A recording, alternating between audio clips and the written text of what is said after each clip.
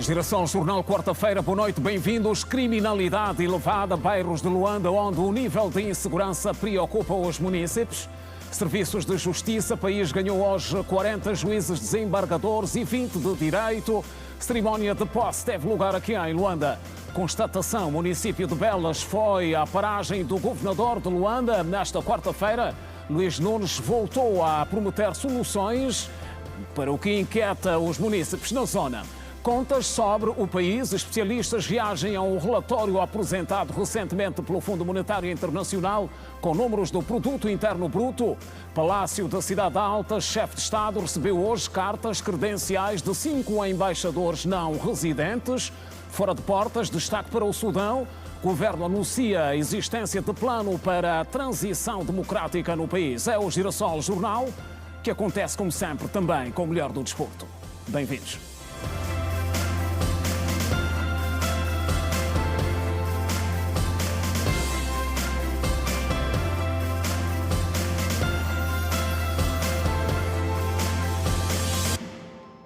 Outra vez, boa noite. Hoje começamos com um retrato da insegurança que inquieta os moradores dos bairros Vitória é Certa, Sapu e Amor e Paz, onde, segundo os munícipes, os assaltos acontecem a qualquer hora do dia devido à falta de policiamento. Há relatos de várias mortes.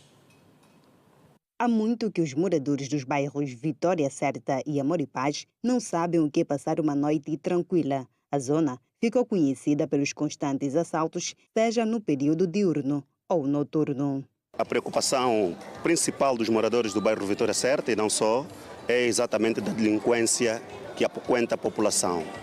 É uma situação muito alarmante, que os miliantes não têm hora, não têm tempo, principalmente no calar da noite, eles fazem das suas. Assaltos, tem havido mortes, tem havido ferimentos graves, que até também preocupa as autoridades sanitárias, mas, na verdade, tem havido situações desagradáveis com relação aos miliantes. Aqui a nossa zona, aqui no Calemba 2, não está assim muito boa, porque tem muitos, mais para os motoqueiros, não conseguem trabalhar, os moços começam a parar o quê? Mandar para o carro para pedir tipo dinheiro. E também, do jeito que a zona está mesmo aqui, não está mesmo nada bom. O relógio tem sido o melhor amigo dos moradores do bairro Amor e Paz. Quando marcam 19 horas, os moradores escondem-se em suas casas, trancam portas e janelas para se refugiarem dos amigos do alheio. Mas nem sempre esta medida tem sido suficiente. Os assaltantes invadem as casas e levam de quase tudo, desde bens materiais até vidas humanas. Mês passado, meu colega foi baleado, e meu sobrinho também. E felizmente meu sobrinho acabou de morrer. Sim, de assalto, em Batuqueira, assaltaram, levaram a moto do meu colega. Normalmente 20 horas tem que encostar a moto, 28 encostam 18 horas. Um cenário semelhante encontramos no distrito urbano da Sapu, onde o presidente da Comissão dos Moradores da região afirma que, apesar da intervenção da polícia, a falta de meios e equipas técnicas dificulta o trabalho. A nível do distrito, a nível da comunidade é grave, podemos dizer é grave. Tem havido, a polícia tem feito alguma coisa, mas por alguma deficiência que tem tido, falta de meio de transporte, o fogo pouco efetivo, então isso tem de dificultar o trabalho da polícia. Nesta quarta-feira, o ministro do Interior, Manuel Almeida, garantiu que todas as condições estão a ser criadas para garantir a paz e a tranquilidade destes municípios. Nós, enquanto órgão de segurança pública, estamos preparados para todas as situações. E, naturalmente, esta em particular, que faz referência desta circunscrição, vamos abordá-la como abordamos, no âmbito da segurança pública, todos os outros tipos de crimes. Ora bem, ainda sobre segurança pública, o Ministro do Interior inaugurou nesta quarta-feira a Esquadra Policial do Calemba 2, município do Quilamba-Quiaxi, que tem a capacidade para acolher mais de 800 efetivos. O objetivo é melhorar os níveis de segurança pública na zona. O amontoado de pessoas à beira da estrada marcava a alegria dos moradores do Calemba 2, município do Quilambaquiaxi, pela inauguração da nova esquadra. Residente na zona há mais de 20 anos, Pedro Simão conta que as instalações da polícia vão permitir o combate à criminalidade. Com o tempo, aqueles tempos aí estava muito pior, mas neste momento agora já está bom.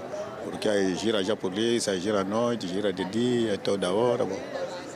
Direito também diminui um pouco, porque a pessoa que sente medo, a bandidos que sente muito medo, tem que fazer ronda, tem que começar a girar, por causa dos povos. Porque o povo que é o governo que é o povo. Sem povo não há governo, sem governo não há povo. Tem que girar mesmo, para controlar o povo. Existente há mais de 10 anos, a esquadra do Calemba 2 ganha nesta quarta-feira uma nova imagem no âmbito das celebrações do 49º aniversário da Polícia Nacional, que acontece sob o lema Polícia Nacional de Angola, 49 anos na garantia da ordem e tranquilidade pública. O ato foi presidido pelo ministro do Interior, que na ocasião destacou a necessidade de se construir mais esquadras a nível do município. Punha-se que aqui nesta região do Calemba 2 tivéssemos uma unidade que respondesse às necessidades do crescimento demográfico que se verificou nos últimos anos.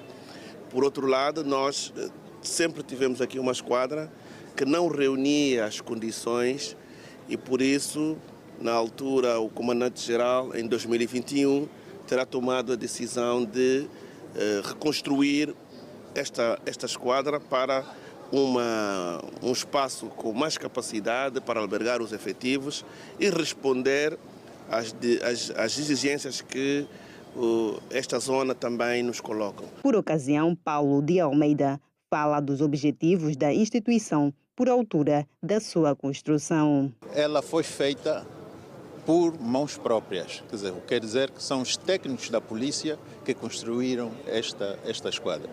E era isto que nós pretendíamos fazer em todo o território de Luanda. Tínhamos programado 10 esquadras, umas para reparação, outras para construção de raiz e dar-lhes um caráter também excepcional. Serem esquadras com uma apresentação mais de caráter de proximidade. Os moradores Tadeu e Tiago agradeceram a iniciativa e apelaram a uma comunicação de proximidade entre as autoridades policiais e a comunidade. Sentimento de satisfação, reconhecimento do trabalho que o governo tem feito e alegria na população em geral. Com essa nova esquadra que nós estamos cá a esperar e pedir é que sejam mais patrulhamento nos nossos bairros e que a polícia sejam pronto a nos defender. A nova esquadra tem capacidade para atender uma população de 70 a 100 mil habitantes, com mais de 300 efetivos disponíveis no setor do Calemba 2, município do Quilambaquiaxi, província de Luanda.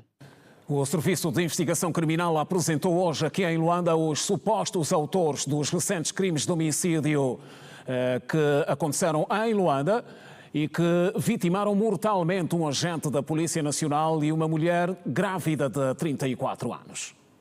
Mataram uma mulher grávida de 7 meses e um agente da Polícia Nacional. 4 homens foram apresentados nesta quarta-feira pelo SIC como presumíveis autores do crime ocorrido no dia 20 de dezembro passado, numa rua do Kazenga, e a Rede Girassol acompanhou a reconstituição do assalto.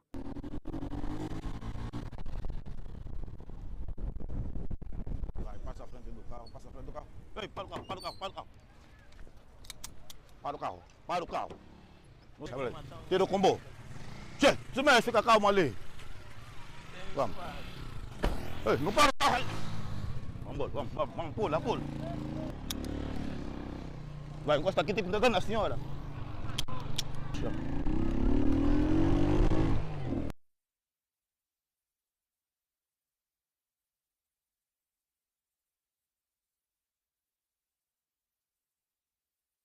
Nós criamos um grupo que é para nós roubar dinheiro. Como é que criaram o grupo? Criamos o grupo através das alegações. Assim que nos ligaram que aqui tem um senhor que leva dinheiro, então foi assim que nós criamos o grupo. Quem ligou para si? Quem liga para mim foi o senhor Cambala. Cambala? Onde é que o senhor Cambala mora? Está aqui detido conosco. O senhor Cambala diz que uma outra pessoa também ligou, a partir daqui de Luanda. Quem é? O senhor Cambala recebe também a ligação por um conhecido dele.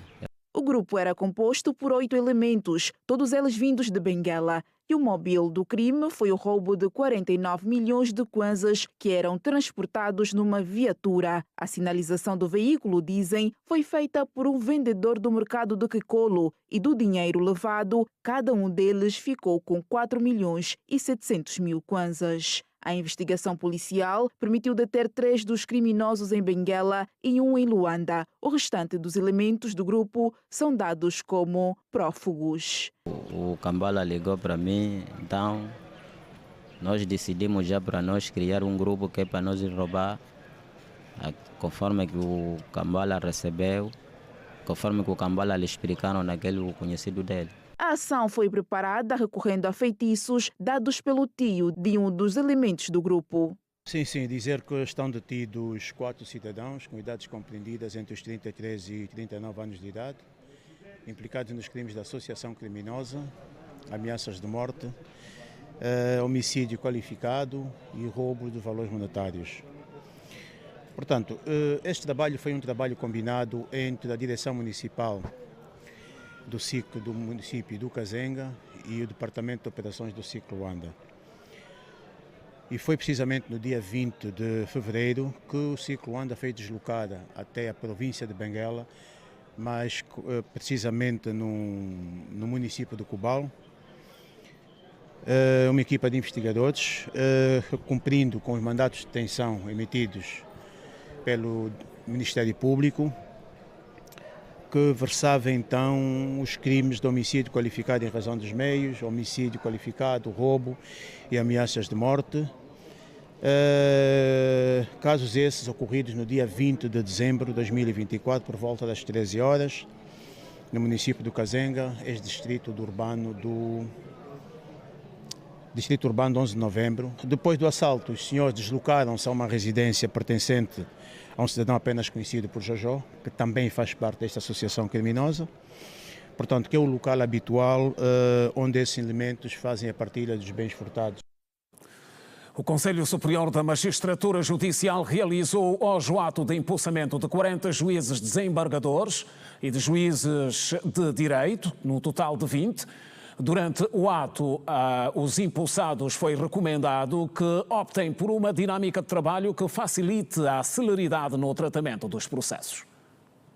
No ato de impulsamento decorrido nesta quarta-feira, o presidente do Conselho Superior da Magistratura Judicial, Joel Leonardo, recomendou aos juízes celeridade na resolução dos processos judiciais. Tomaram posse 40 novos juízes desembargadores para os tribunais de relação, que passarão a ser 5 em todo o país. Já para a primeira instância, 29 juízes de direito, igualmente impulsados na ocasião, passam a trabalhar na Sala de Família do Tribunal de Comarca de Luanda. O propósito é o mesmo: dar vazão ao grande número de processos.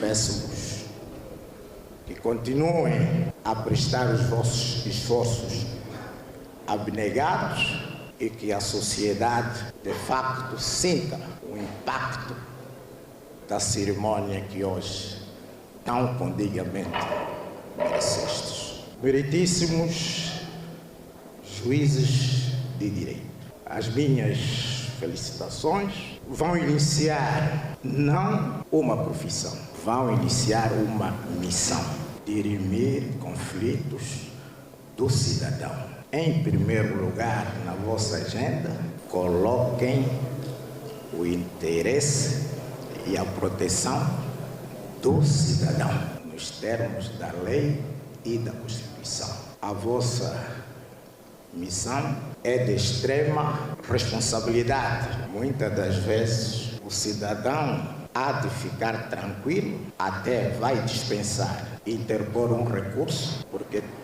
tem certeza e confiança da vossa competência.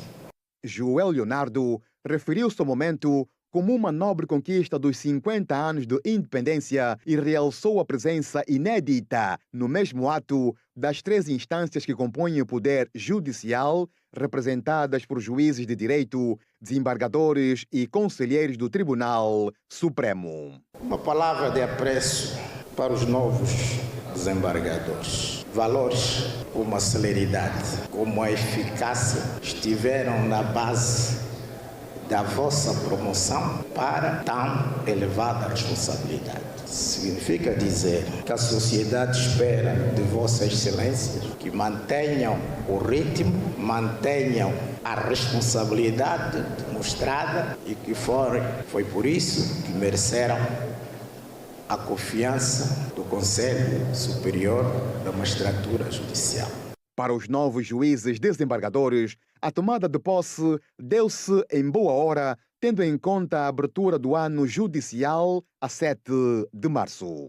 Este ato simboliza os esforços do Conselho Superior da Magistratura Judicial de contribuir para o melhoramento da administração da justiça no nosso país. Foram impulsados 40 novos juízes desembargadores e outros tantos juízes de direito que serão colocados em diversas províncias. É verdade que o número não é ainda o desejado, mas acredito que com a experiência e o labor desses novos magistrados, muito se fará no domínio da administração da nossa justiça. Pelo número de juízes desembargadores que tomaram posse hoje, vai engrandecer muito mais as relações a nível nacional, quer dizer, não só Luanda, Benguela e Lubango, assim como a abertura do novo Tribunal da Relação do IJE. Em Angola, funcionam 3 tribunais de relação, o que não satisfaz às necessidades. Alguns dos novos juízes desembargadores irão dar corpo a mais 2 ainda este ano. Estão criados e em pleno funcionamento 3, Luanda, Benguela e Lubango. Vai ser inaugurado e entrar em funcionamento o Tribunal da Relação do IJE, agora na abertura do ano judicial. E está previsto também da Lunda Sul, Tribunal da Relação da Lunda Sul. Em princípio, estes 5 tribunais, primeiramente, serão suficientes. De certeza, se houver necessidade para mais, a própria lei irá definir, a própria lei irá estabelecer novos parâmetros. Embaixadores não residentes. Acreditação. Em destaque.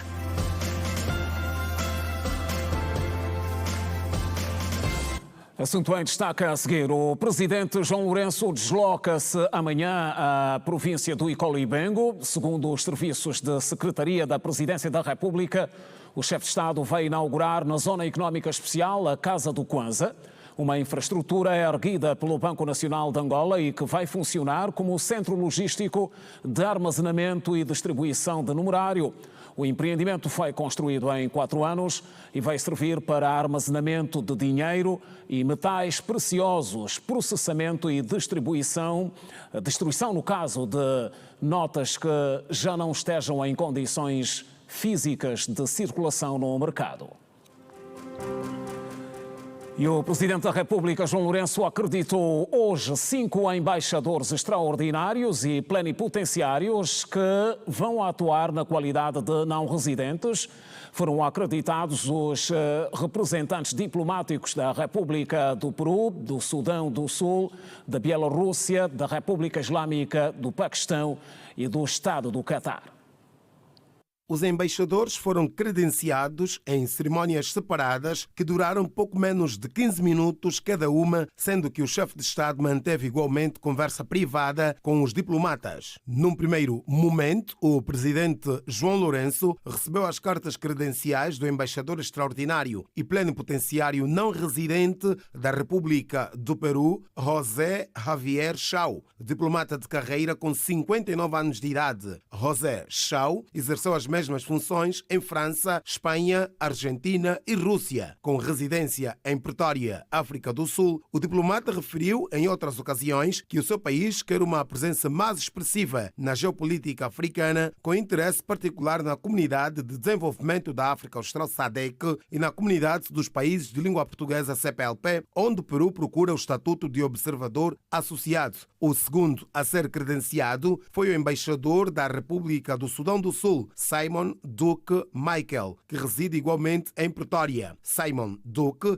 é diplomata há 17 anos e trabalhou no Uganda e Burundi. Em termos de perspectivas de cooperação, Angola e o Sudão do Sul auguram trabalhar na promoção de acordos bilaterais e manter contactos diretos com as autoridades dos dois países. Alar Marshalau, diplomata de 51 anos e com uma vasta experiência profissional no ramo das finanças, é o novo embaixador da República da Bielorrússia em Angola. Angola e a Bielorrússia consideram que com a acreditação do diplomata abrem-se novas perspectivas para o aprofundamento da cooperação bilateral no momento em que os dois países procuram diversificar a sua parceria estratégica. Com jurisdição diplomática alargada à Zâmbia e residência oficial no Zimbábue, o diplomata bielorrusso, com o estatuto de não residente, pretende reconfigurar as estratégias das relações bilaterais entre as duas nações. Na sequência, o presidente da República recebeu as cartas credenciais de Nem Ullah Khan, embaixador não residente da República Islâmica do Paquistão em Angola. O diplomata reside no Ruanda e já trabalhou em Espanha, Cuba, Argentina e Canadá. No encontro recente com o secretário de Estado para a Cooperação Internacional e Comunidades Angolanas, Domingos Custódio Vieira Lopes, Nem Ullah Khan manifestou interesse do governo paquistanês na importação do petróleo angolano, pedras preciosas, café e produtos agrícolas de Angola, bem como no reforço da cooperação nos setores da tecnologia, a agricultura, intercâmbio técnico e estudantil. No último momento foi acreditado Mubarak bin Al-Khalifa, embaixador do Estado do Catar em Angola, igualmente com estatuto de não residente. Com 26 anos de carreira diplomática e passagens pela Líbia e Geórgia, Mubarak reside em Pretória, África do Sul. Angola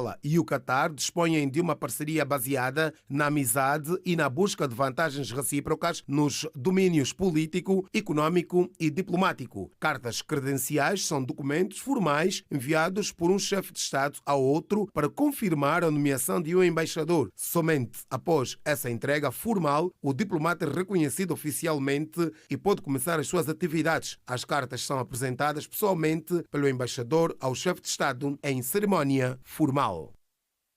E a embaixadora da Venezuela em Angola, Belén Orsani, manifestou esta quarta-feira em Luanda, durante uma audiência que lhe foi concedida pela Presidente da Assembleia Nacional, Carolina Cerqueira, a intenção de criação de um grupo parlamentar de amizade e solidariedade entre os dois países.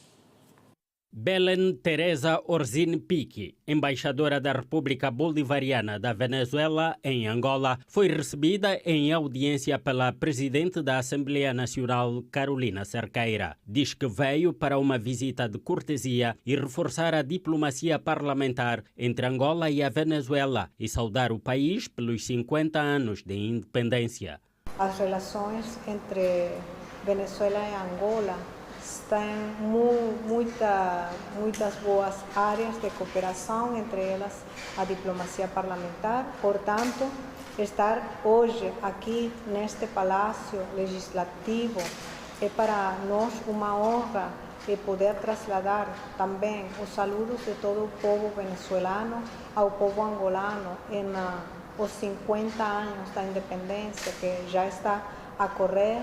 É para nós um verdadeiro motivo de orgulho. Em relação às trocas comerciais, a diplomata avançou que constou das conversações durante a audiência que teve com a responsável da Casa das Leis angolana para novas cooperações. Por as características comuns de nossos países, como países petroleiros, países que possuem diversidade de minerais, também um comércio exterior que se está a reforçar.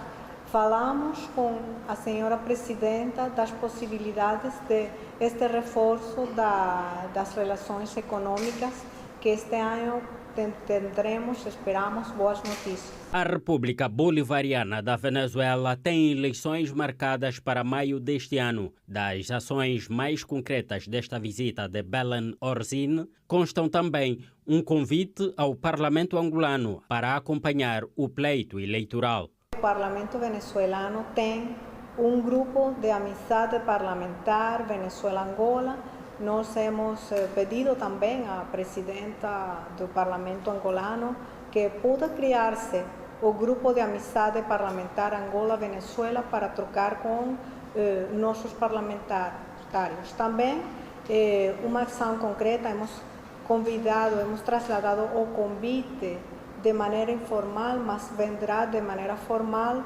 para que acompanhe o Parlamento angolano, acompanhe as eleições que ocorrerão em Venezuela o próximo mês de maio de 2025.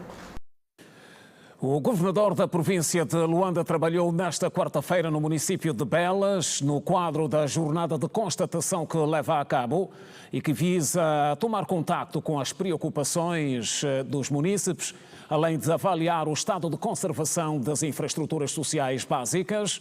Para o que mais aflige a população no município, Luís Nunes voltou a prometer soluções e uma delas é a construção, a partir de março, de 1.500 casas sociais para acolher famílias que residem em zonas de risco em várias partes de Luanda.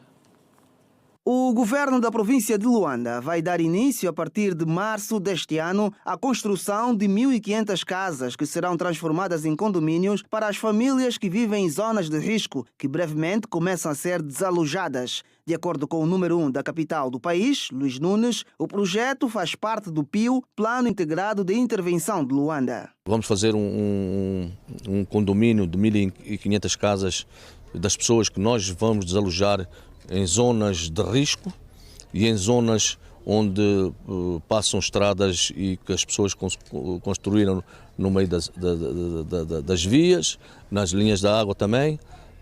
Portanto, é um projeto, é um dos maiores projetos que hoje o país tem.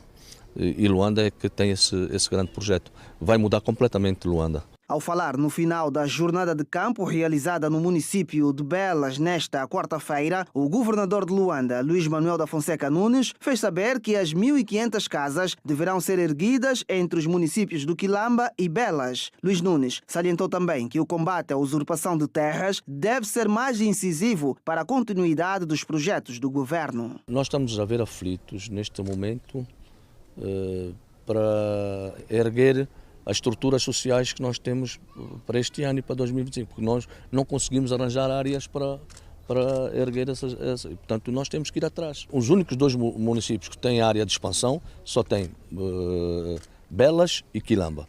Portanto, ou de um lado ou do outro. A visita do governador de Luanda estendeu-se pelos Ramiros e Barra do Kwanza, onde visitou o hospital de referência que se encontra inoperante por questões de vária ordem. Relativamente às vias de acesso, o governante disse que o município radiografado é contemplado com cerca de 40 quilómetros de estradas no âmbito do PIO. No âmbito do PIO, para Belas, nós temos contemplado a volta de entre 38 a 40 quilómetros. Que o próprio Conselho de Escutação é que vai escolher onde é que vai alocar essas respectivas vias. Aquilo é um hospital de referência, com muitas valências, vocês tiveram a oportunidade de ver. Vamos ver se até o fim do ano vamos ao dispor das nossas populações. O governador, que fez igualmente uma visita ao Cefopescas, Centro de Formação de Pescas, auscultou as grandes preocupações da população. Em Benguela, o governador Manuel Nunes Júnior também esteve em jornada de campo que visou avaliar o nível de execução das obras sociais em curso na província e que estão alinhadas para a recuperação de infraestruturas básicas, sistemas de abastecimento de água, energia elétrica e iluminação pública nas cidades de Benguela, Lobito, Catumbela e Baía Farta. Esta é a famosa vala do Coringe, que rasga quase o centro da cidade e se encontra nesse estado, sendo muitas vezes usada para o depósito de lixo por parte dos moradores que vivem nas margens da mesma. Nesta semana, o governador saiu do seu gabinete para ver de perto o mau estado da vala e avançou para já numa intervenção da vala do Coringe no âmbito das obras emergenciais de Benguela. Sim, essa que estamos a ver aqui vai ser intervencionada. Para começar imediatamente, a informação que temos é para começar imediatamente. Portanto, será mais uma forma de escoamento de água, fundamentalmente, e que vai facilitar e tornar a nossa cidade mais limpa. E sobre as obras do projeto de infraestruturas emergenciais de Benguela, Manuel Nunes Júnior realçou que o mesmo caminha em bom ritmo, incluindo a extensão da marginal da Praia Morena. Esse é um assunto que nós vimos. A marginal da Praia Morena já andou até um certo limite. Está bonito, melhorou significativamente. Temos agora um espaço de lazer e de conforto das pessoas, mas agora precisamos de dar um avanço, mas esse avanço precisa de previamente garantir-se o alojamento das populações que habitam nesta área. Já temos uma solução em vista para o número de famílias que estão envolvidas e logo que essa solução esteja concretizada, as obras vão iniciar imediatamente. E ainda sobre as valas, o administrador municipal de Benguela fez saber que outras existentes na periferia da cidade estão inseridas no projeto Ungila. As valas estão também contempladas no âmbito do projeto Gila. No âmbito do projeto Gila, nós vamos reabilitar, melhorar algumas passagens hidráulicas. Portanto, essas passagens hidráulicas, muitas estão destruídas, outras estão assoreadas. Portanto, vamos melhorar para ver se permite a mobilidade da nossa população aqui dos bairros periféricos. O projeto de obras de emergência do litoral da província de Benguela tem como objetivo a recuperação de infraestruturas básicas, sistemas de abastecimento de água, vias rodoviárias, edificações, energia elétrica, entre outras, nas cidades de Benguela, Lubito, Catumbela e Baía Farta. Muitos jovens no país ainda enfrentam dificuldades na escolha profissional devido à ausência de orientação vocacional nas escolas e, por outro lado, à pressão familiar na indicação de carreiras. Especialistas alertam que essa realidade compromete o desenvolvimento de talentos e limita as oportunidades no mercado de trabalho. Econômicas e jurídicas. Sim, foi o curso que eu sempre sonhei. Eu sempre sonhei em ser uma advogada. Quando eu terminei o meu ensino secundário, eu quis fazer o curso de telecomunicações. Bem, porque eu não tinha nenhum conhecimento, também não sabia de que se trata este curso de ciências humanas. Mas o meu irmão mais velho, ele me deu a conhecer do curso de ciências humanas, me transmitiu as áreas de formação. Em Angola, muitos jovens seguem as suas carreiras determinadas pelos pais ou pela expectativa social em torno dos diplomas, sem, no entanto, haver orientação sobre as suas aptidões ou então vocações. Especialistas apontam que a ausência de suporte vocacional nas escolas e a desvalorização de profissões artísticas e técnicas são entraves para o desenvolvimento de talentos e para a realização pessoal. Infelizmente, esses testes são caros.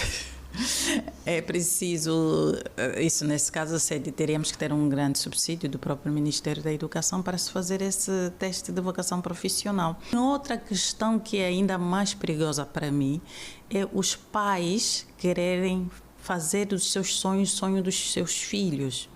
Já que eu não consegui ser médico, meu filho vai ser médico. A psicóloga Eugênia da Piedade explica que, em muitas famílias angolanas, os filhos não têm liberdade para escolher suas próprias carreiras. Vamos deixar, vamos ver até onde dá. Se ele disser que não quer ir fazer o ensino superior, vamos respeitar. O importante é ter sustento. Mas, no entanto, eu percebo uma coisa que eu costumo dizer aos jovens. Ele diz, eu não quero estudar, eu só estou aqui porque os meus pais querem que eu faça superior. Infelizmente, no nosso país, para você ganhar um determinado salário, você precisa apresentar um determinado papel, né? Que é o certificado. Então, é importante que haja políticas que valorizem o quadro pelo que apresenta, não pelo que exibe um documento.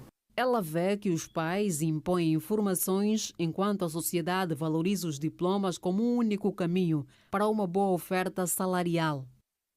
Porque quando nós só estamos porque temos que fazer, porque temos que trabalhar, porque me disseram que isto dá dinheiro, vou fazer informática porque hoje em dia a informática é que está a dar dinheiro, só vai ser mais um informático.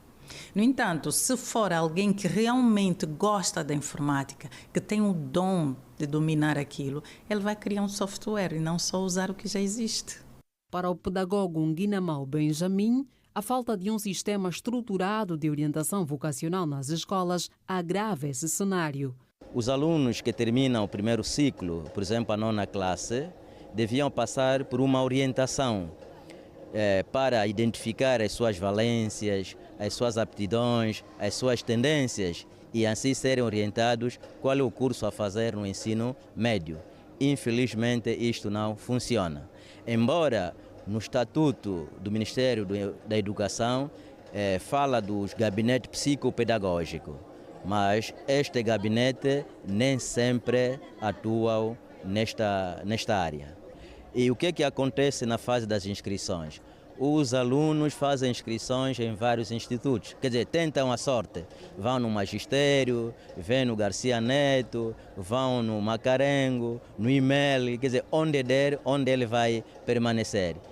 O reflexo disso é visível na história do jovem Adinis Sambo, mototaxista, que tem vocação para o canto e a dança, mas nunca teve oportunidade para desenvolver essas habilidades.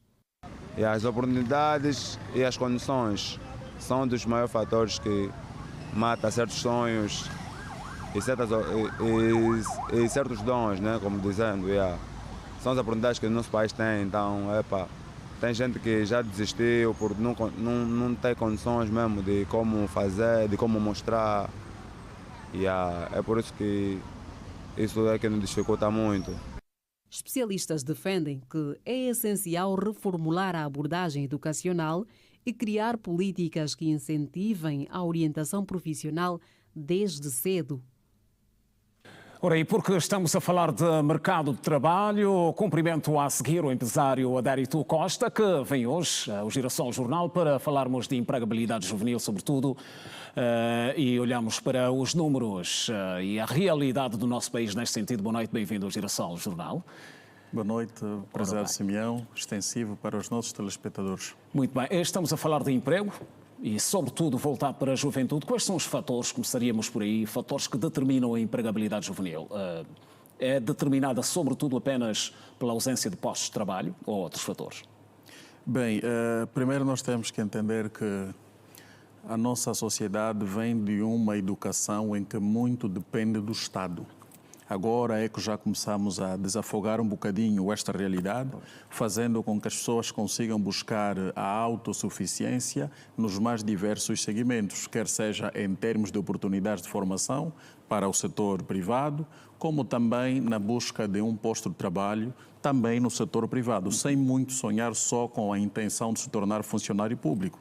Mas, no entanto, é algo que, à medida que os jovens vão tendo esta abertura de se tornarem independentes naquilo que são os seus ensejos, quer seja para, primeiro, no âmbito de formação e, segundo, na busca por um posto de trabalho, também vão encontrando algumas barreiras que a nossa própria sociedade vai impondo em determinados segmentos. Como é que a orientação vocacional, sobretudo, pode ajudar muito quando se fala em enquadramento do mercado de trabalho, ou seja, neste desafio da juventude, sobretudo? A questão passa primeiro pela educação no seio familiar. Os pais são um exemplo claro daquilo que os filhos vão mostrar e vivenciar a nível de sociedade. Portanto, é a partir de casa onde os filhos devem receber as linhas mestras daquilo que poderão seguir ou daquilo que poderão fazer, mas com certeza sem imposição. Até porque, como vimos na peça, a senhora que passou há instantes, acabava sendo clara que muitos são os pais que têm a intenção de o sonho que era para si, que não foi realizado, imputá-lo de forma obrigatória para os seus filhos. Isto não é o mais sensato a se fazer, porque cada pessoa tem aquilo pelo qual lança a inclinação. Existem pessoas que, durante a sua infância, sonharam com uma determinada área profissional, mas quando se tornaram pessoas adultas e foram entender as razões pelo qual não foi suficientemente capaz de sustentar aquilo que foi o seu sonho de infância, enveredaram para outros caminhos e conseguiram sair-se bem na vida. Estamos num país com um nível de escolarização já considerável. Como é que tem sido para vocês, empresários, receber profissionais de primeira? Que tipo de profissionais é que têm recebido? Dois fatores muito importantes que temos que ter em conta. Sobretudo aqueles que vêm das escolas, não é? E que estão em fase de primeiro emprego. Dois fatores muito importantes que temos que ter em conta nesse quesito enquanto empresário passa pelo seguinte. Primeiro, os recém-formados vêm com a sede de aprender, primeira instância, e porque existe, a nível da Lei Geral de Trabalho, a oportunidade de estágio remunerado. Então, muitos vêm com essa ansiedade, mas há aquelas empresas que também não oferecem muitas oportunidades, frustram os sonhos dos jovens. E há aqueles que já vêm com alguma experiência comprovada, infelizmente, envaidecem-se pelo que sabem fazer e não dão o seu melhor para se tornarem cada vez mais um bom profissional naquilo que estiver a fazer. Hoje o autoemprego é fundamental. Aliás, a escola, olhar para aqueles que são os desafios da nossa escola, acha que a escola ensina, prepara o jovem atualmente neste sentido, no sentido mais forte da autoempregabilidade? Bem, a autoempregabilidade não pode ser somente responsabilidade da área de ensino, mas também da própria sociedade em si.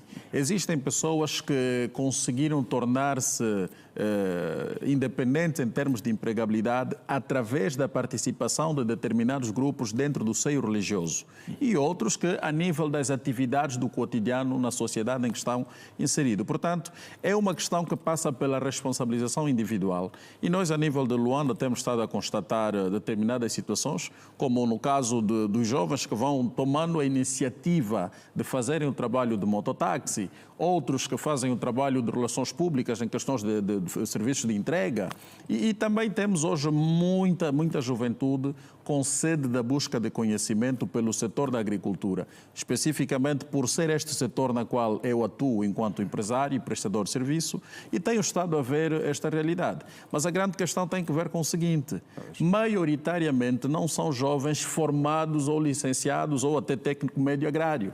São pessoas que vêm de outras especialidades e nós estamos ali para receber, porque no fundo o que é que ocorre? Às vezes não é muito o especialista que nós estamos a ir à busca, mas é alguém que se identifica com a necessidade de fazer agricultura. Porque se olhar para a história, maioritariamente os angolanos, tanto os da segunda, terceira e primeira idade, fomos todos, por algum instante, de forma direta ou indireta, criados e educados através da nossa agricultura.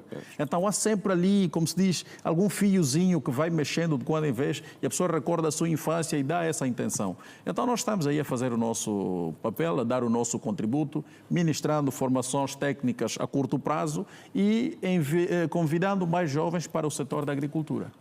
Ora bem, doutor, o mercado tem tendências que mudam todos os dias e hoje, sobretudo com essa questão da evolução das novas tecnologias, exige-se mais dos profissionais. O nível de preparação dos jovens que chegam para o primeiro emprego tem sido aceitável para também aquelas que são as expectativas das empresas? Bem, a questão tem que ver com o seguinte, o primeiro emprego tem várias formas de ser entendido e interpretado. A questão, na verdadeira essência da palavra, passa pela preparação da pessoa que vai prestar este primeiro serviço ou emprego, se assim preferir. Porque não basta ser um técnico superior ou técnico médio de uma determinada área, mas não ter paixão pelo que faz. Vai ser só mais um. E nunca vai encontrar em si o interesse de querer ir melhorando e atualizando os seus conhecimentos. Disse bem Simeão, estamos diante de uma evolução científica nos mais diversos segmentos e a evolução científica não fica além daquilo que tem que ver com a evolução tecnológica. Logo, o que é que ocorre? Os nossos jovens também precisam ir adaptando-se às realidades que se impõem para estarem à altura daquilo que são as oportunidades, quer seja no mundo do emprego, como também no âmbito profissional, inclusive da educação, que tem estado a surgir. Dr. Costa, já a terminar, o nosso país luta bastante para a redução da taxa de desemprego, que afeta maioritariamente a juventude. Tem algumas recomendações específicas dirigidas a quem de direito, medidas que deviam ser válidas para atingirmos metas rapidamente, no sentido de combate ao desemprego? Bem, há uma coisa que eu tenho estado a dizer incansavelmente há anos e anos sobre o setor da agricultura em Angola. Verifica que para se fazer agricultura precisa-se 5 fatores importantes. E Angola dispõe dos 3 fatores que são os fatores naturais.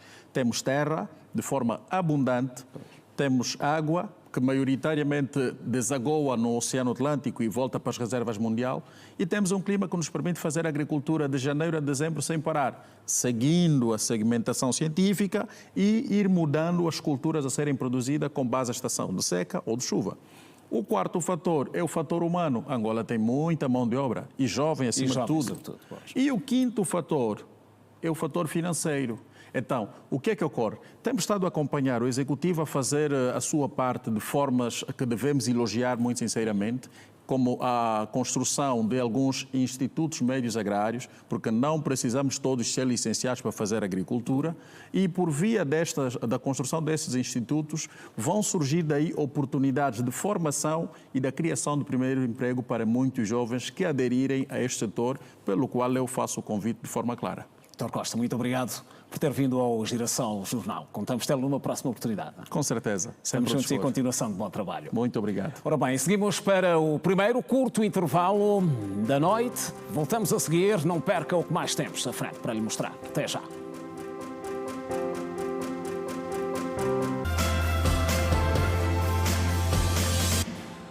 Notícias de volta no Girassol Jornal. O produto interno bruto de Angola registrou em 2024 um crescimento de 3,8% devido à recuperação do setor petrolífero, segundo o Fundo Monetário Internacional, que apresentou nesta terça-feira o relatório de contas sobre o país. No documento, o FMI indica que a recuperação da economia no referido ano ampliou-se ao setor não petrolífero, superando as projeções anteriores. Sobre o assunto, trazemos hoje reações.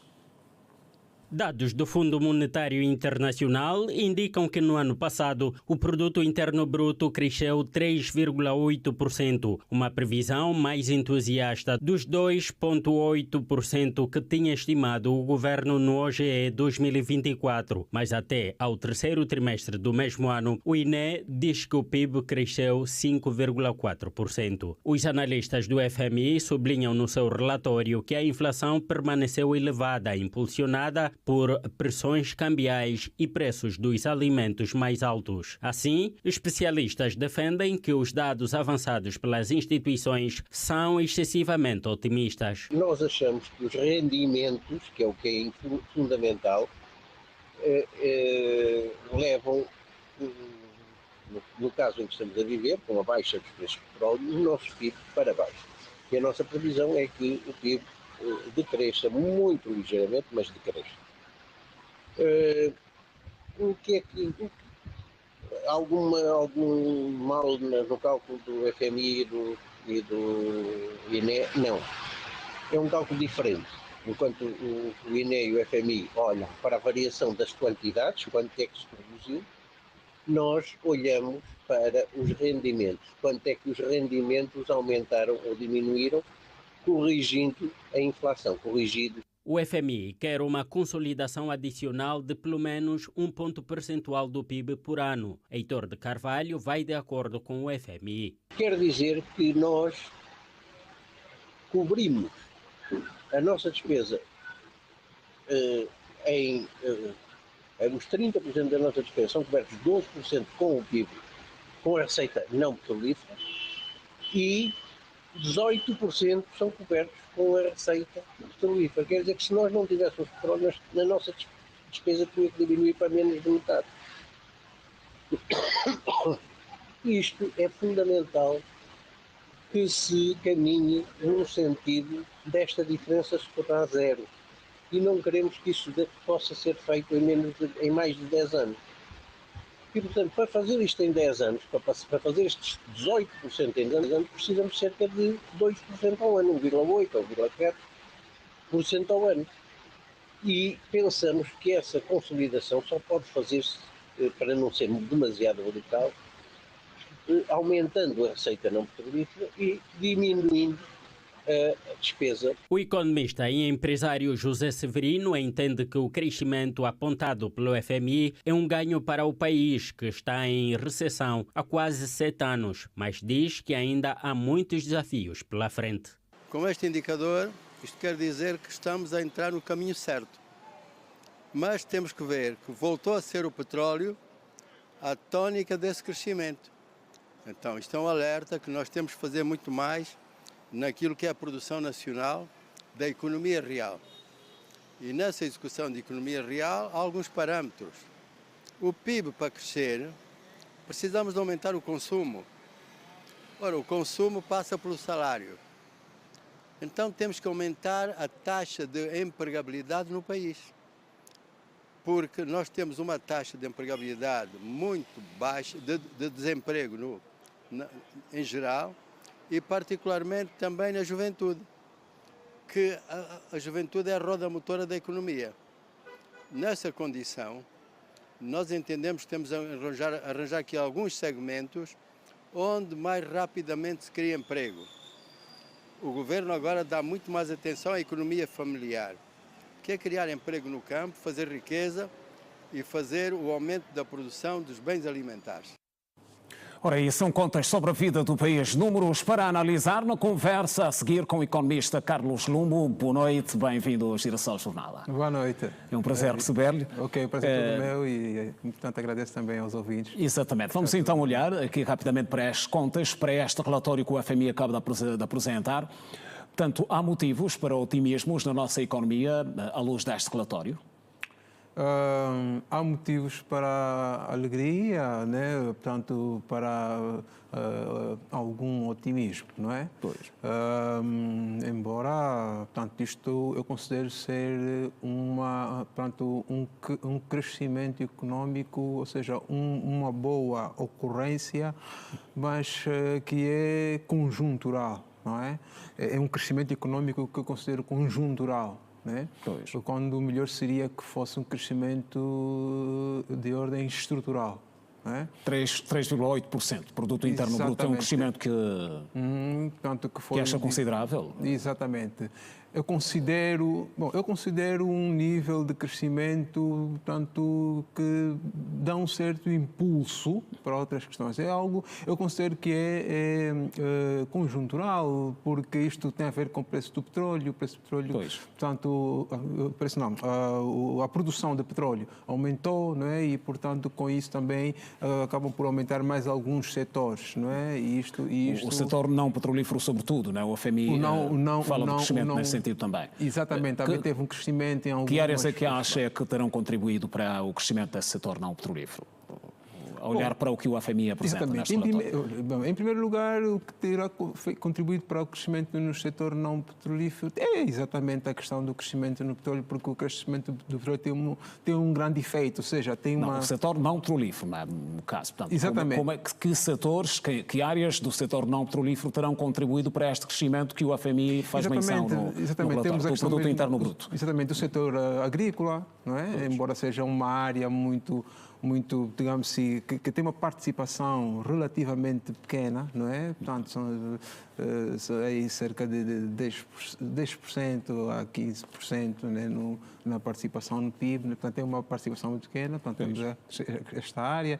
Temos a questão do comércio, né? A área de comércio também é uma área também que teve benefícios em termos de crescimento, não é? Portanto, são questões que têm a ver ajudam muito na questão de crescimento económico, né? Isto é muito bem-vindo, mas infelizmente... Portanto, pois, Dr. Lombo, o relatório traz dados sobre crescimento do emprego também, da empregabilidade, mas de forma contraditória, porque ao mesmo tempo que temos essa informação, temos por outro lado também empresários a queixar-se de dificuldades. E alguns até a falar em falência. Como é que se pode interpretar esta informação do relatório da FMI? Vejamos que o país teve crescimento em 3,8%, crescimento do PIB. Ora, este crescimento tem mais a ver em grande parte com o crescimento no setor petrolífero. Ora, o setor petrolífero, como muita gente sabe, pelo menos entre os economistas, o setor petrolífero é um setor, portanto, de atividade capital, ou seja, de fator capital, né? Portanto, era muito bom que fosse uma área de fator mão de obra, não é? Portanto, aí haveria um grande impacto em termos de emprego, não é? E redução do desemprego. Nessa perspectiva, Dr. Carlos, já o tempo começa a apertar-nos um bocadinho, mas eu queria que olhássemos assim rapidamente, já para terminar, para o que acha, se há necessidade de se começar a pensar numa reconversão da nossa economia. Urgente. Bom, eu até diria... Direcionar empresários, atores económicos para outros campos que acelerem a criação de empregos e, inclusive, a própria diversificação. Exatamente. Eu considero que os empresários em Angola até estão muito mais, digamos assim, a funcionar em áreas de mão de obra, não é? O problema são as oportunidades, o problema é a estrutura, não é? Mas há necessidade de se começar a pensar a reconversão da economia. Exatamente. De forma urgente.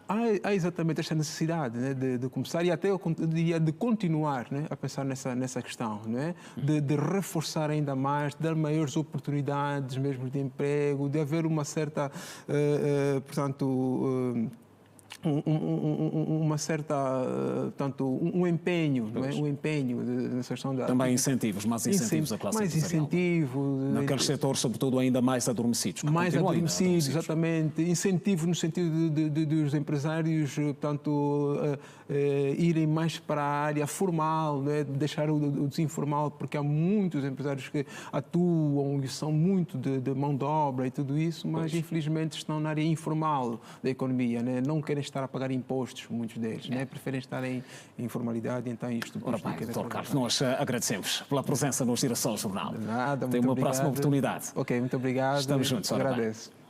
Bem, o preço do petróleo abriu em baixa nos principais mercados internacionais. O barril de Brent, que serve de referência para as exportações angolanas, está a ser comercializado hoje a $72,61, com apenas 2 dígitos acima do preço de referência aprovado no Orçamento Geral do Estado.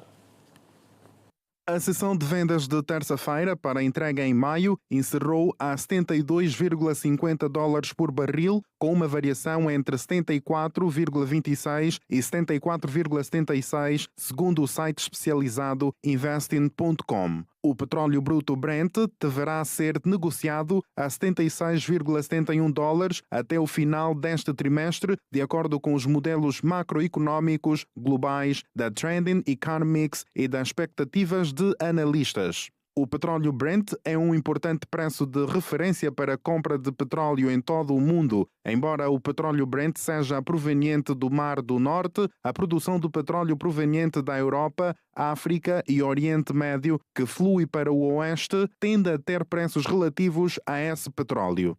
O Orçamento Geral do Estado angolano para o exercício econômico 2025 foi preparado com base no preço de $70 por barril e estimativa de produção de 1.098.000 barris de petróleo por dia.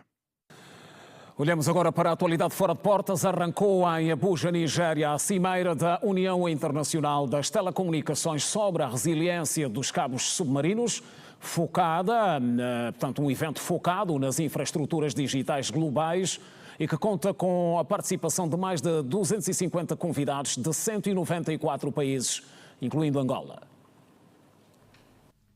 Com a presença de 250 participantes de 194 países, a Cimeira da União Internacional das Telecomunicações discute estratégias para fortalecer a infraestrutura digital, impulsionar o investimento e mitigar riscos associados aos cortes de cabos submarinos, seja por ações naturais ou não naturais. Angola, que opera cerca de 70% do tráfego de internet em África, reforça o seu compromisso com a inovação e a expansão da conectividade global.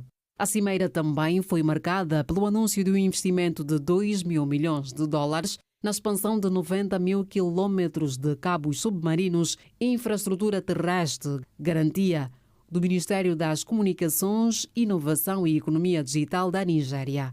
Para o secretário-geral adjunto da União Internacional das Telecomunicações, Thomas Lamanauskas, a África registra atualmente a maior taxa de crescimento em conectividade digital, tornando-se um polo atrativo para investimentos e desenvolvimento tecnológico. O governo do Sudão garantiu que tem preparado um roteiro para uma transição democrática no país. O ministro da Justiça sudanês, que fez o anúncio no Conselho dos Direitos Humanos da Organização das Nações Unidas, referiu que o país pretende realizar eleições com supervisão internacional. Embora o país esteja mergulhado num conflito que dura quase 2 anos, o ministro da Justiça sudanês afirmou que o governo pretende realizar eleições livres e transparentes, sob a supervisão da comunidade internacional. A entidade garantiu também que há uma agenda para uma transição democrática com diálogo nacional abrangente.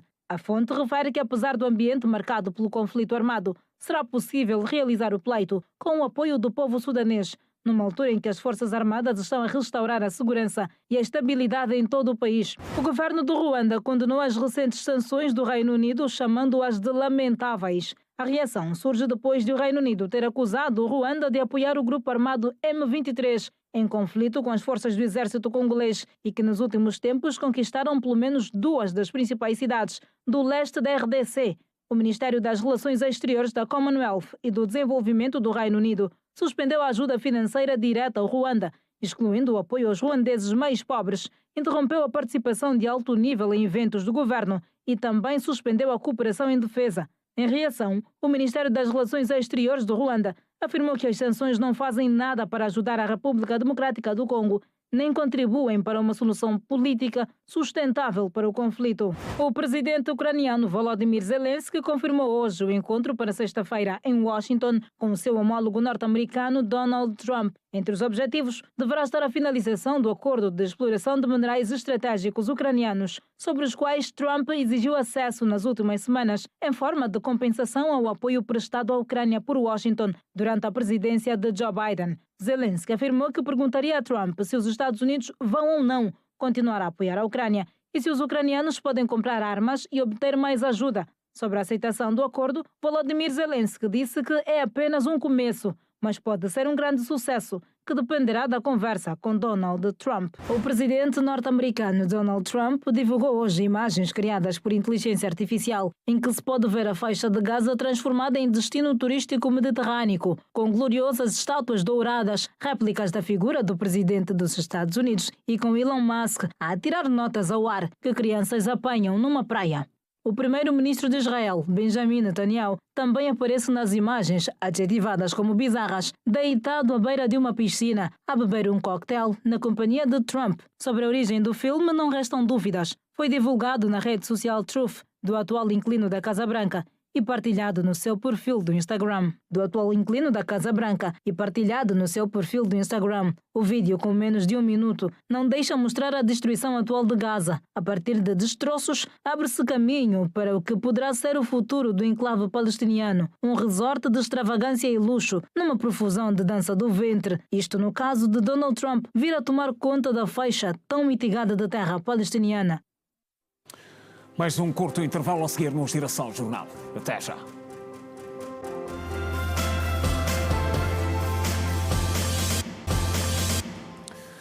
Já de volta, dados divulgados pela Organização Mundial da Saúde revelam que 8.000 mulheres em Angola podem sofrer de fístula obstétrica.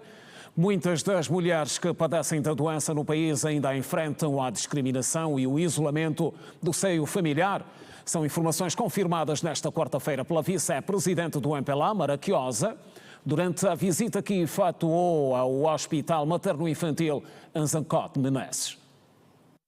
75% das mulheres que passam por um longo trabalho de parto de 2 a 3 dias podem desenvolver fístula obstétrica, ou seja, impossibilidade de segurar a urina ou as fezes. Em Angola, a doença ainda é observada com certo tabu. Nesta quarta-feira, a vice-presidente do MPLA, Maraquiosa, declarou que a patologia tem gerado isolamento familiar por parte das mulheres. Há muitas mulheres do nosso país, mulheres que infelizmente por conta desta patologia acabam por ser discriminadas, mulheres que acabam, portanto, por estar em isolamento, por conta ainda do facto dessa doença ser considerada um tabu em algumas localidades.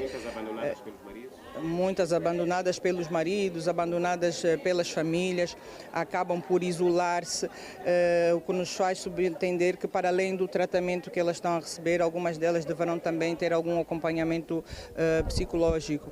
Mas, como disse, gostaríamos de aproveitar os vossos microfones, as vossas câmaras, a comunicação social de uma forma geral, para nos ajudarem então na sensibilização, para que possamos identificar nas nossas comunidades mulheres que tenham ainda a necessidade de receber tratamento da fístula obstétrica. A diretora-geral do Hospital Materno-Infantil, Manuel Pedro Zancote Menezes, Maria Menezes, declarou que pretendem prevenir a doença. Tendo em conta o nosso estadio de desenvolvimento nesta área de atendimento ao parto, calculamos que diariamente se façam ainda muitas fístulas neste país, que ocorram muitas fístulas diariamente. Portanto, o nosso objetivo com essa construção dessas casas, que queremos generalizar para outras províncias, não é só de curar as mulheres com fístulas, mas é de prevenir que elas ocorram. Identificar na comunidade mulheres que tenham o risco de desenvolver fístula, como são o caso de mulheres de risco. Há características próprias que permitem identificar estas mulheres, e o que nós pretendemos é que na comunidade haja ativistas capazes de identificar essas mulheres de risco e trazê-las para estas casas onde aguardam a data do parto. Em agosto de 2024, a Direção-Geral do Hospital inaugurou o Vangula House, especializado para atender casos de fístula obstétrica. Até o momento, mais de 200 mulheres que sofriam com a doença foram curadas. Dentro em breve, as pacientes Júlia Eugênio e Antonieta Antônio vão fazer parte destes números. Vim parar aqui porque vinha uma das minhas amigas, vinha aqui, então depois ele que me deu o número do Dr. Basílio, o Dr. Basílio que me viu aqui. O tratamento está indo tão bem, está nos tratando tão bem. Está aí normalmente, está nos atendendo mesmo bem. Nesta quarta-feira, a vice-presidente do MPLA e uma comitiva da OMA visitaram o Hospital Materno-Infantil Zancote Menezes, localizado no Camama. A ocasião serviu também para a entrega de donativos a parturientes e doentes de fístula. Na ocasião, a diretora da instituição avançou que desde a sua inauguração, mais de 2.000 partos foram realizados. Em 2023, 2024, nós estamos com mais de 24.000 partos ano, que é muito para a capacidade instalada. Mas pronto, temos feito todos os possíveis para atender essas mulheres com qualidade. Temos aqui cerca de 500 a 700 pessoas por dia para as consultas. Maria Kenete e Maria são mães de primeira viagem e elogiaram o atendimento. Um pouquinho demorado, mas graças a Deus correu tudo bem. Muito boa, não tenho reclamações. Sinto-me muito feliz, desde já agradeço pela iniciativa, que continue assim, que Deus abençoe sempre. Foi muito bom, foi tranquilo e rápido.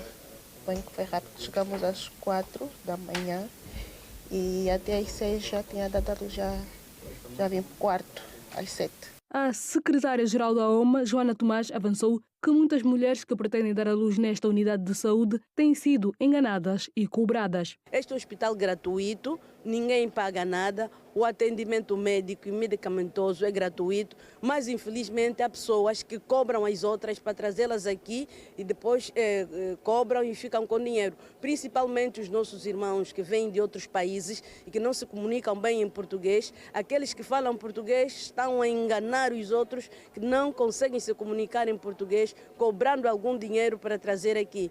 O nosso apelo é para que ninguém pague nada a ninguém. O Hospital Materno-Infantil Pedro Zancote Menezes, localizado no município do Camama, foi inaugurado em junho de 2022 e tem a capacidade para atender mais de 200 pacientes. Ora bem, já na ponta final, olhamos para a festa do povo Carnaval. Os preparativos estão na forja. Entretanto, em Luanda, o clima de preparação no seio dos grupos carnavalescos se vive a um maior rigor. O Ernesto Jaime, está neste momento a testemunhar momentos de preparação em locais onde se encontram grupos reunidos e a preparar ao detalhe aquela que deve ser a festa que vem aí no fim de semana. Ernesto, muito boa noite. Onde é que te encontras? O que é que podes descrever sobre este calor de preparação da festa de Carnaval?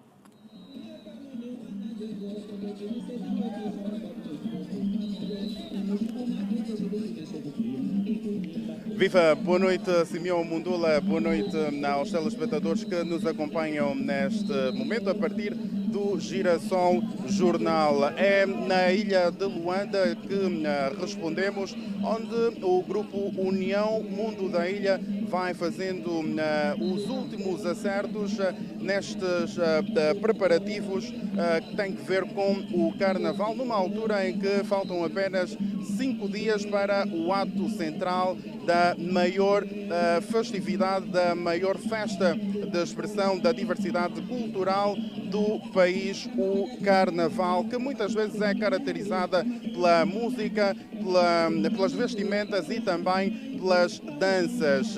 O Carnaval que desde 1978 foi então consolidada como tradição e passou a ser comemorado de ano em ano. Vou à conversa com Tunisha Miranda, que é membro da direção do grupo União Mundo da Ilha já há 16 anos e também é vocalista, bem como compositora. Muito boa noite, em direto para o Girassol Jornal. Qual é o ponto de situação que se pode fazer agora em relação aos preparativos do ato central do Carnaval que o Mundo da Ilha vai fazendo por esta altura? Bem, nós estamos no final dos preparativos. Portanto, estamos há uns poucos dias, uma semana para aí, e praticamente estamos preparados. Estamos no finalzinho. Estamos bem, graças a Deus. O Carnaval é caracterizado também pela diversidade de dança que os grupos vão apresentando. Porque esta desuniformização, se assim podemos considerar, das danças, quando olhamos para outras realidades, como por exemplo o Brasil, a dança é só uma, o samba. Para a nossa realidade, Angola, por que essa diferença de dança? Porque os grupos têm várias origens e cada um defende a sua raiz, cada um tem a sua música, cada um tem a sua forma de dançar. Por conseguinte, tem de ser assim ainda, por enquanto. Qual é a expectativa? Sabemos que o Grupo União Mundo da Ilha é o que mais prémios tem. Qual é a expectativa por esta altura? É a melhor expectativa possível, né? Porque com os títulos que temos, queremos somar mais.